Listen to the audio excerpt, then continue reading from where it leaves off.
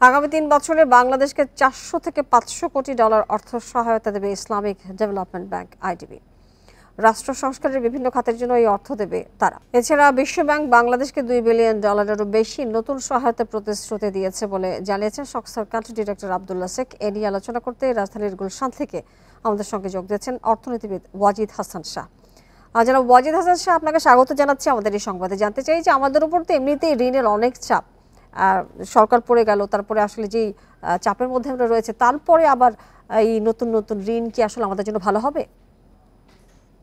ব্যক্তিগতভাবে আমি মনে করি, এবং আমি নিশ্চিত যে অধিকাংশ অর্থনীতিবিদই আমার সাথে একমত হবেন, যে ঋণগুলো আমরা নিচ্ছি, বিশ্ব ব্যাংক, IMF বা ADB, আজকে ইসলামিক ডেভেলপমেন্ট ব্যাংকের কথাও আসলো, এগুলি সাধারণত দীর্ঘমেয়াদী ঋণ হয় এবং এগুলির সুদ মানে সহজ শর্তে এবং অনেক সময় ওয়ার্ল্ড ব্যাংকের যে লোনগুলো আমরা নিয়েছি 10-12 বছরের একটা গ্রেস পিরিয়ড থাকে, এবং যখন রিপেমেন্ট পিরিয়ডটাও খুব ফ্লেক্সিবল হয় এবং খুব স্বল্প সুদে দিতে হয়।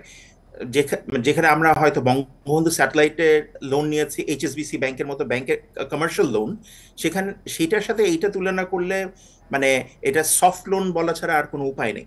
এই মুহূর্তে যেহেতু আমাদের রিজার্ভের উপর একটা প্রেশার আছে, হ্যাঁ আমাদের এখন হয়তো রেমিটেন্স গত মাস বেড়েছে, এই মাসেও আমরা আশা করছি যে আগের বছরের এই একই মাসের তুলনায় অনেক বেশি হবে। তারপরেও বাস্তবতা হলো আমাদের রিজার্ভের উপরে কিছুটা হলেও প্রেশার আছে। এখন যেটা বড় সুবিধা আমাদের, আজকে বাংলাদেশ ব্যাংকের মুখপাত্র যেটা বলেছেন যে রেমিটেন্স বেড়েছে, আমাদের পাশাপাশি ইনফর্মাল মার্কেট এবং ফর্মাল মার্কেটে ডলারের রেটের মধ্যে মাত্র 1% ডিফারেন্স। এখন এটা কেন হচ্ছে? মাত্র 1% ডিফারেন্স কেন? কারণ আমরা বাজার দরে ছেড়ে দিয়েছি, ডলারের রেটটা মোটামুটি ছেড়ে দিয়েছি, এবং এই মুহূর্তে সৌভাগ্যক্রমে আমাদের ওরকম টাকা পাচার হচ্ছে না, যেটা হয়তো কিছুদিন আগেও একটা চাপ না, ছিল। কিন্তু তারপরেও যে বাংলাদেশের এই 15 বছরের যে ইতিহাস বলছেন আসলে অন্তর্বর্তী সরকার, সেই অবস্থায় বিদেশি সংস্থাগুলোর কাছ থেকে আমরা যখন এই মুহূর্তে ঋণ নেব, সেটির কেন প্রয়োজন আছে এবং সেটি দেওয়ার মতো সক্ষমতা আসলে আমাদের আছে কিনা? অন্তর্বর্তীকালীন তো একটা নির্দিষ্ট সময় থাকবেন, তারা সংস্কার করবেন, তারপর নির্বাচন হবে, সব মিলে জানতে চাচ্ছি আপনার কাছ থেকে। ডেফিনেটলি আপনি যে কথাটা বলেছেন খুবই প্রাসঙ্গিক, এই ব্যাপারে কোনো সন্দেহ নাই, এই প্রশ্নটা জাগার খুবই স্বাভাবিক। বাস্তবতা হলো, বললাম আমাদের রিজার্ভ চাপে থাকার জন্যই আমাদের ঋণগুলো দরকার। আমরা কিন্তু এখনো অনেক টাকা শোধ করিনি। আজকে বোধহয় মাননীয় অর্থ উপদেষ্টা বলেছেন আরো কয়েক মাস লাগবে আমাদের যেসব এলসির টাকাগুলো ক্লিয়ার করতে। তারপরে আমরা যে জ্বালানি খাতে বিভিন্ন ধরনের জিনিস আমদানি করছি, LNG বলেন, আমরা শেভরন যে আমাদের দেশে যে সাপ্লাই করছে গ্যাস, এগুলি পেমেন্ট হয় ডলারে, এগুলি কিন্তু অনেক বকেয়া রয়ে গেছে। কাতার, ওমান থেকে আমরা মানে যে আনছি LNG, এগুলির বকেয়া রয়ে গেছে।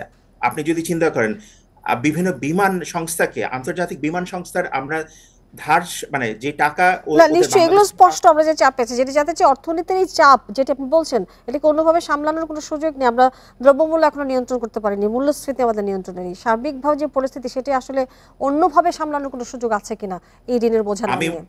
আমি ব্যক্তিগতভাবে আমি মনে করি না এই মুহূর্তে সম্ভব। এই মুহূর্তে আমাদের ঋণ দরকার, এবং একটা চ্যানেলে আমি শুনলাম যে 38 বছর মধ্যে নাকি আমাদের ওয়ার্ল্ড ব্যাংকের লোনটা শোধ করতে হবে, এবং এই বাড়তি টাকাগুলো আমরা চাচ্ছি যেন রিজার্ভের উপর রিজার্ভের উপর প্রেশার পড়লে কি হবে? আমরা যদি সব দেনাগুলো শোধ করতে যাই, এই আমাদের ইন্ডিয়ার এই আদানির বিদ্যুৎ প্রকল্প থেকেও তো আমাদের প্রায় $800 মিলিয়ন মানে আমাদের রিপেমেন্ট বাকি।